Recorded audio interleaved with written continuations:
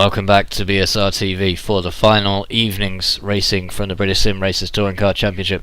Round 9 from Suzuka. The racing might be virtual, but the competition is very, very real. Chris Cohen in the commentary box once again, joined by Adam Barth. Evening, Adam. Yeah, good evening, Chris. I'm liking that interesting slogan you've just pulled there. Maybe we'll make it some kind of trademark or something, you never know. Maynard's never got back to us with our wine gum sponsorship, so we need some kind of distinguishing factor, at least. But this is what it all comes down to. The final race of the evening, top 20 reverse grid. Peter van Gool finds himself on pole position yet again, and we saw him so cruelly displaced from the finishing order last time round, didn't we? Yeah, it was the final lap at Spa-Francorchamps in third place, I think, and in the final corner got spun round by the movie go-cars, so he'll be using this race as sort of redemption and hopefully get a win, if not a podium. Well, it's worth pointing out as well that there were several safety car laps as a result of two separate pile-ups at the start of the final race at Spa. No such problem this time round, as we see a CQR car go off in the warm-up, but no such problem this time round for the start of the race. The start of the race seemed to be very clean. Yeah, it's a short run down to the first corner, and it's not as esteemed a corner as you would say as Eau Rouge at Spa, so we've been seeing fairly clean starts. Hopefully we see the same in race 3. Well, while we're waiting for these drivers to warm up, let's see if we can intrude very briefly on Ash Sutton's warm-up, who's had a very interesting evening's racing so far. Are you there, Ash?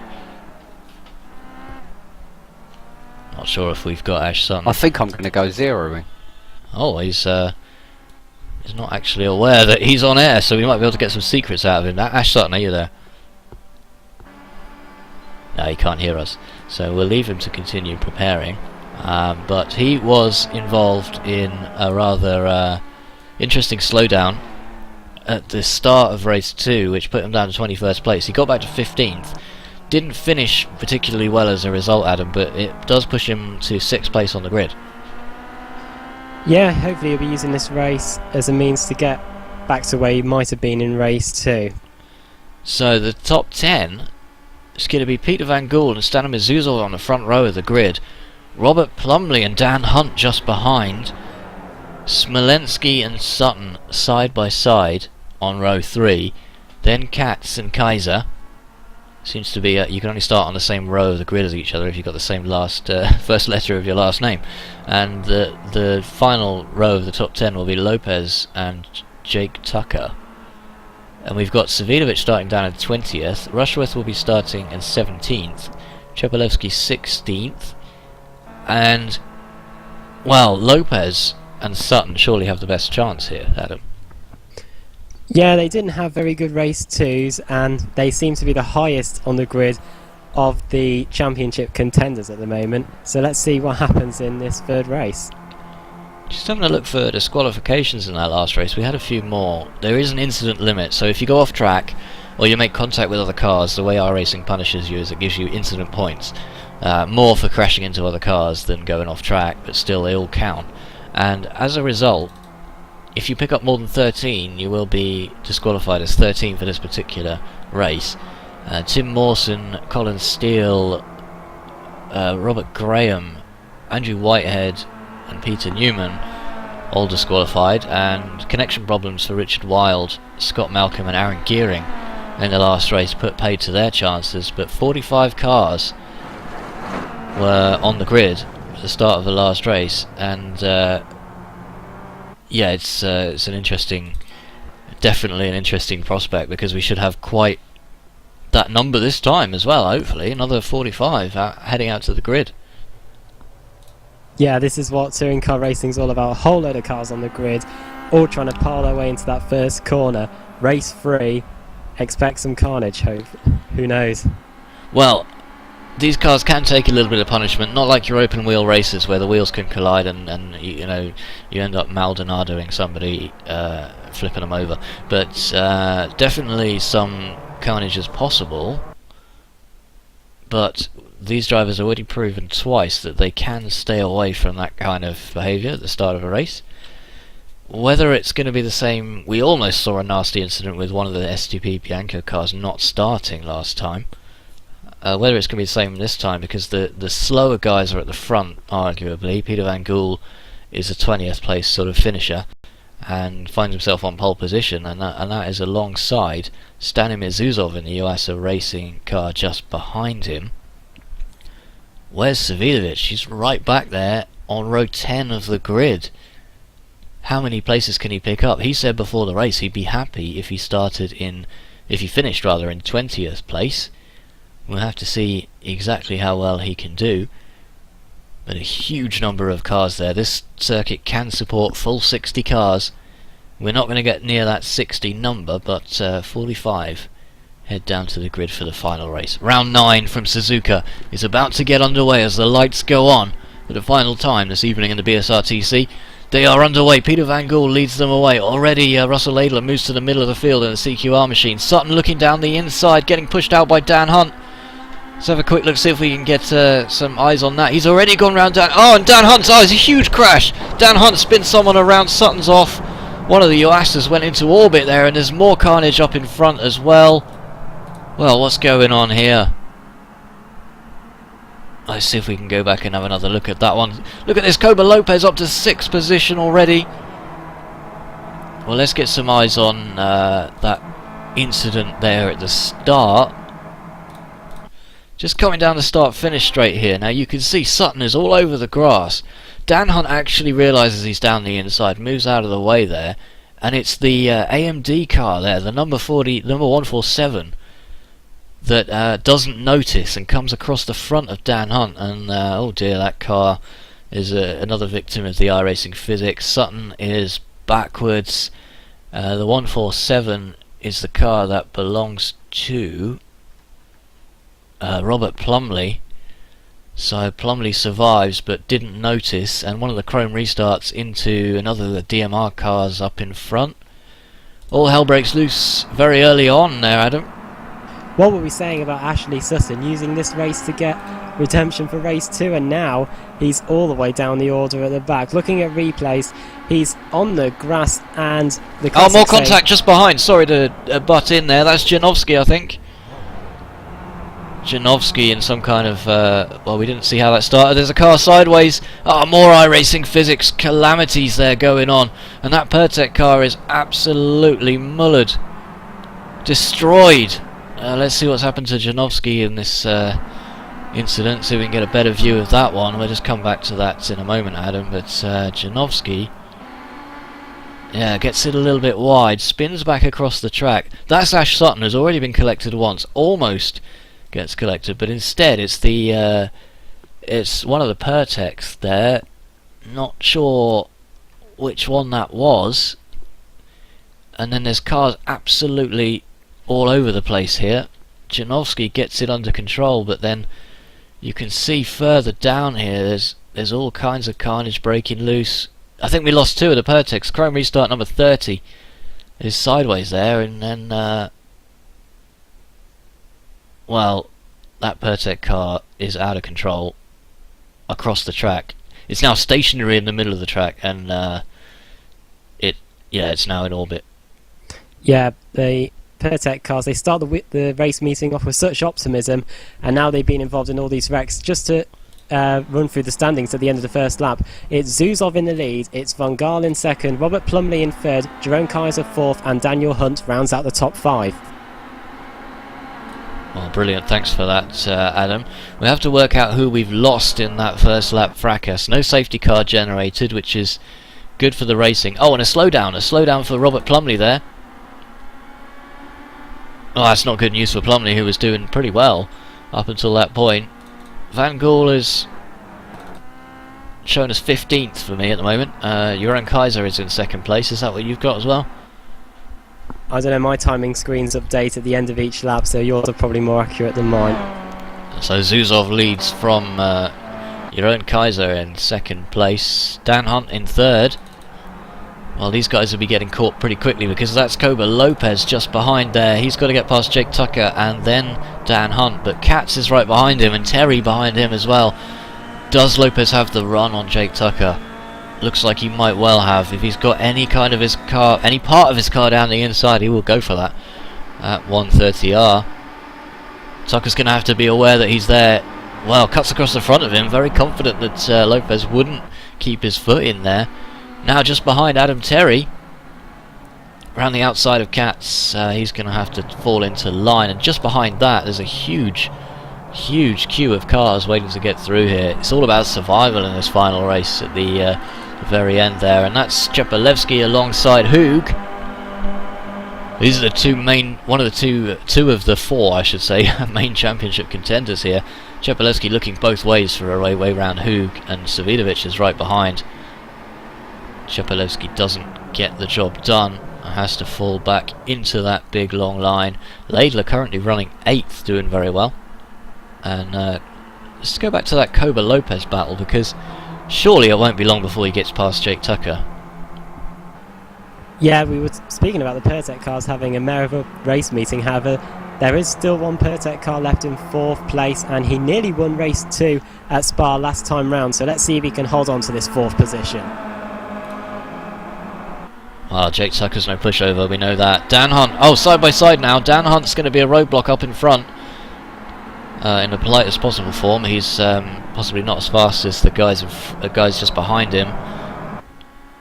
Lopez all over the grass there on the outside though, so it won't cause him to trigger that slowdown penalty. Lopez down the inside. Tucker's given him absolutely no room and gets pushed out of the way by Lopez. Well, that could have been a lot worse, but Tucker must surely have seen that move coming.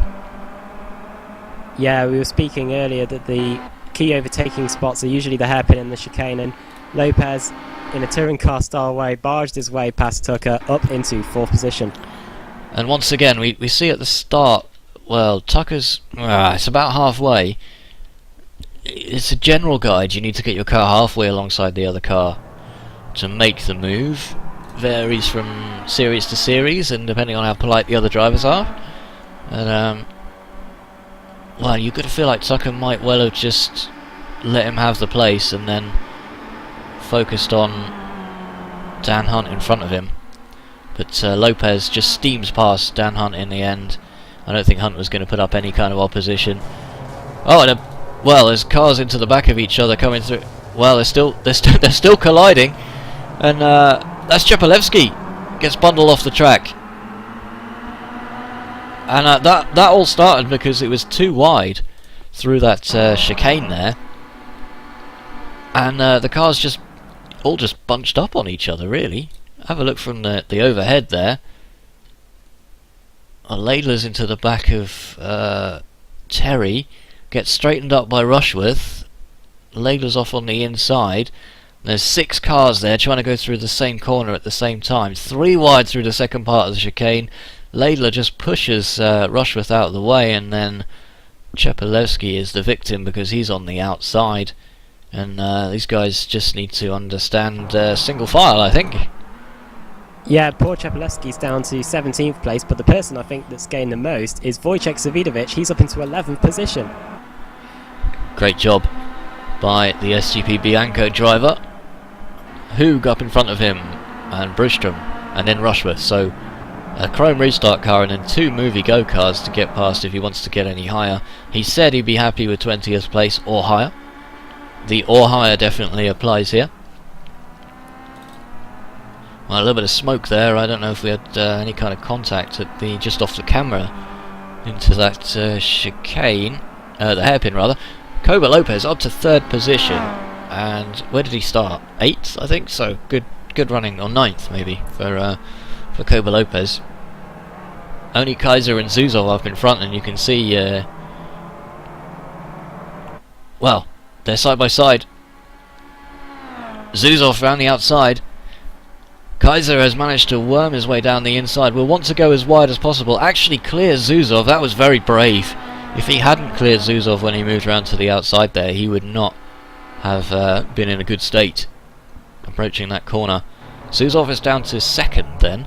3.5 seconds back to Koba Lopez, and Koba Lopez must surely have the pace on these guys.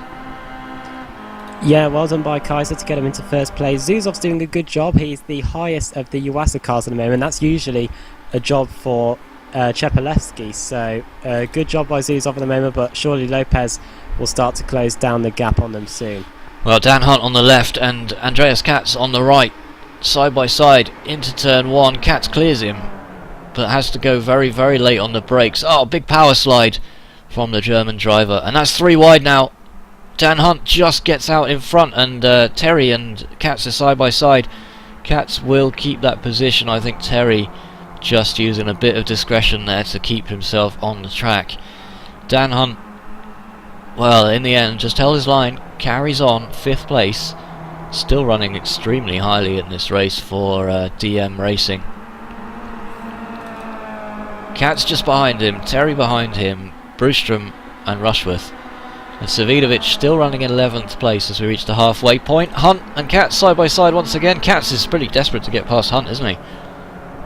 Yeah, he wants to get up there and fight with the leaders at the moment. We might see a move down into the hairpin this time, as no, Katz backs out of it. So favoured overtaking place during this evening's racing has been shunned by Katz. A great view there of all of these cars line astern, and it's difficult to think of another series where these cars can race so closely for such a long period of time, and so many of them as well.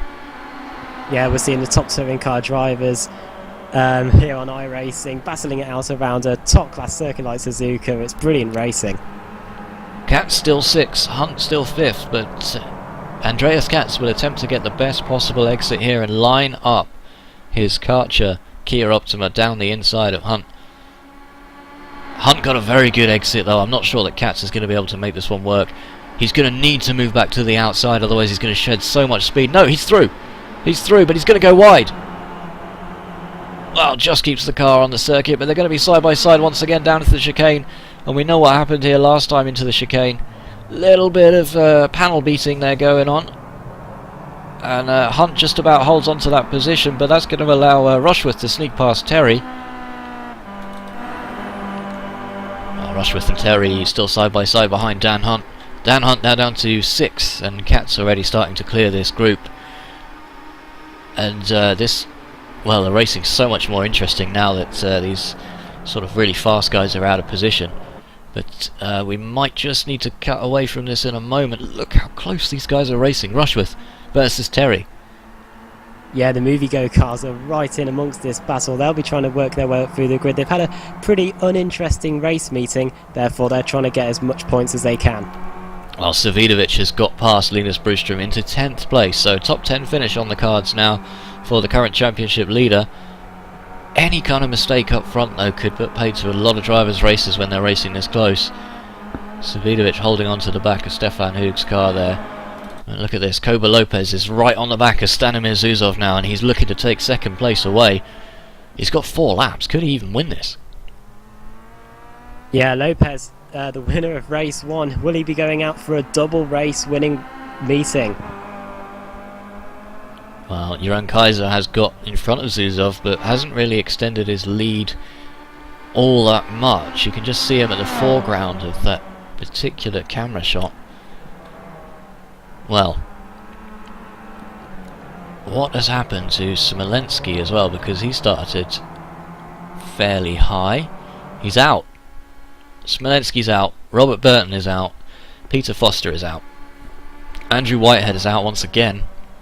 Scott Malcolm. Sebastian Job is out. Now that's interesting. Maybe he got involved in that collision we saw at the start. Oh, down the inside.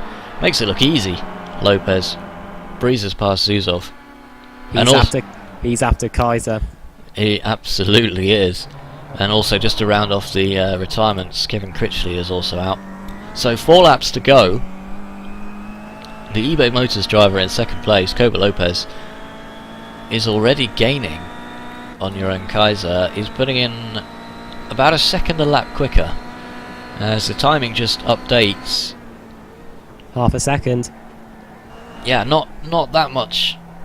Well, substantially quicker really. I mean, Joran Kaiser is holding on, but I think he knows that this race is going to go the way of Koba Lopez. Be a good finish for Chrome Restart though if he could stay there. What's happened to Savidovic? Savidovic is off. Let's go back and have another look at that one on the replay there, see if we can work out what's happened here. So Dan Hunt just up in front there, Savidovic poking his nose in, just pulls in behind that Chrome Restart car there. Oh, gets into the back of that. Wow, all kinds of carnage going on. And then Savidovic himself gets turned around. And a big accident there for 3 of those drivers. Difficult to say where that one all started, but let's have another look at that one on the replay once more.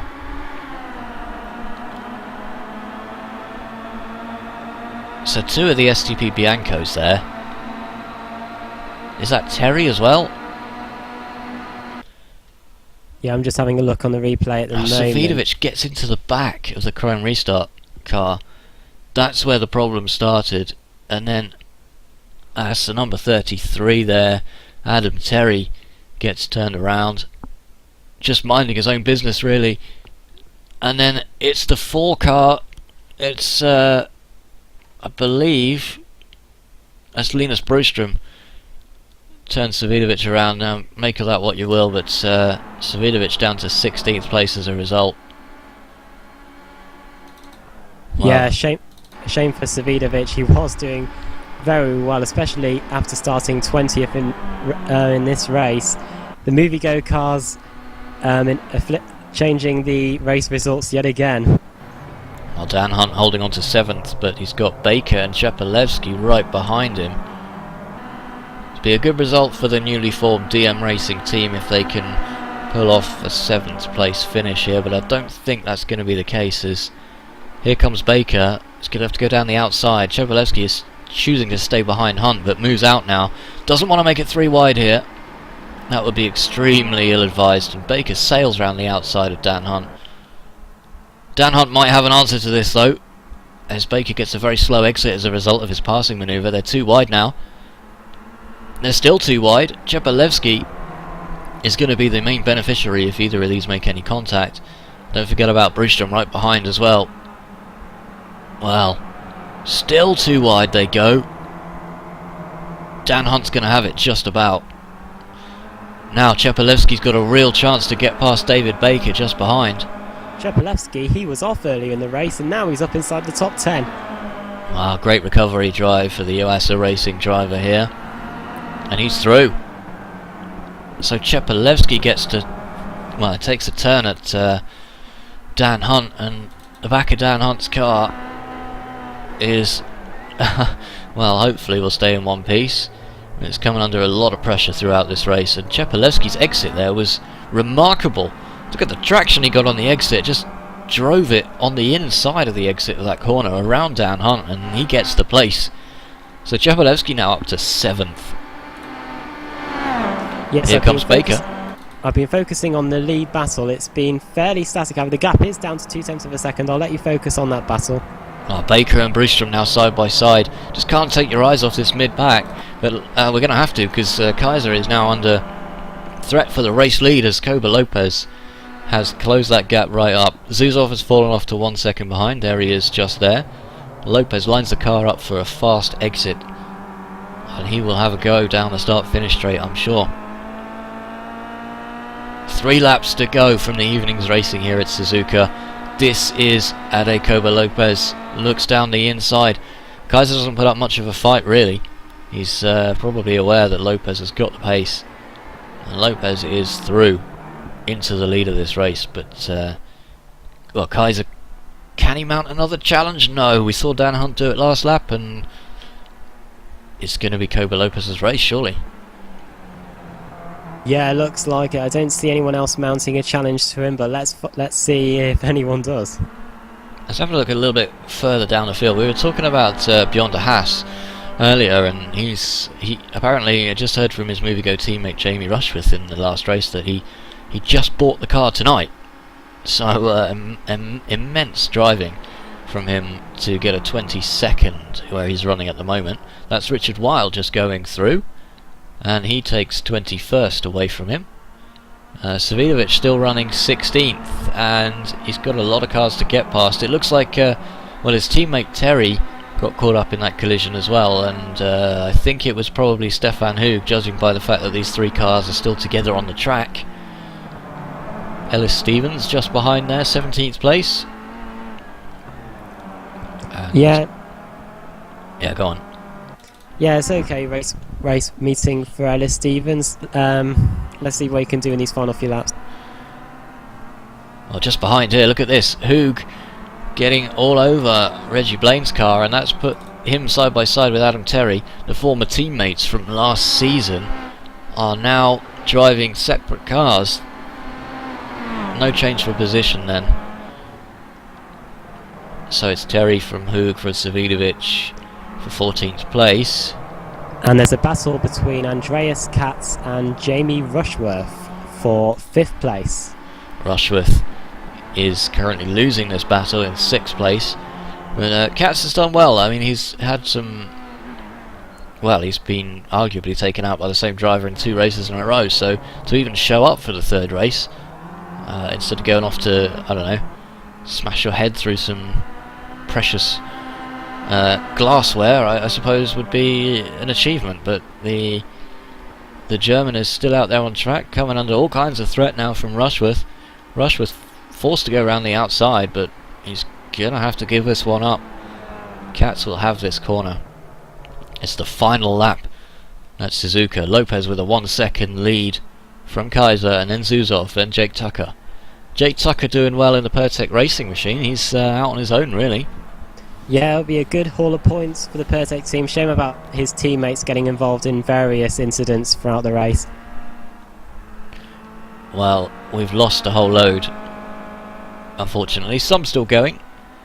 Ash Sutton down in 33rd position, and that car has definitely seen better days. Back to the lead though. Koba Lopez not far behind, lapping Ash Sutton. And that would be like the icing on the cake for Lopez. He's won 1 race this evening already. He's about to win another one. And still no driver able to win all 3 races in 1 meeting. But normally it's the first 2 that a driver wins, not 1 and 3. Savidovic took that 2nd race. And Lopez has extended that gap now to 2 seconds. Rushworth hasn't found a way past Katz just yet. Not long to go. So Rushworth is going to have to try the move on Katz if he wants to take that position. I don't think he's going to be able to do it though. What do you think, Adam?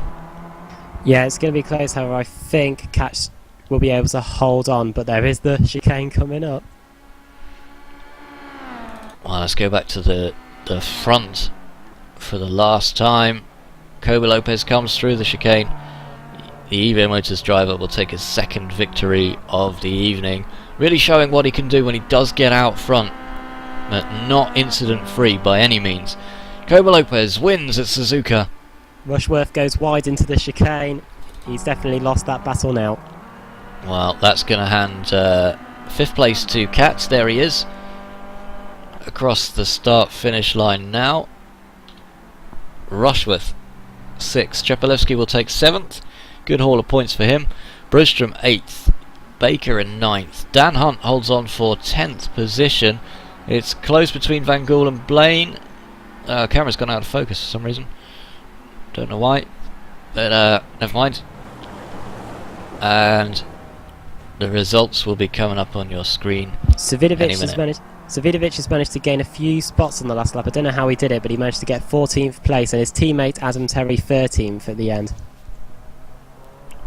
Well, good recovery drive for both of them, really.